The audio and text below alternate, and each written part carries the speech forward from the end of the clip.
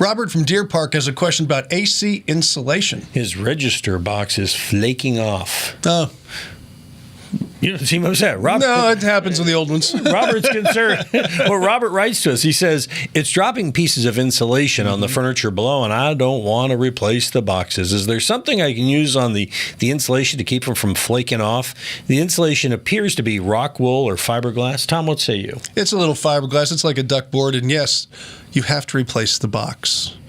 I don't know any way else to take care of this because it's just going to keep flaking. You can't paint something on there.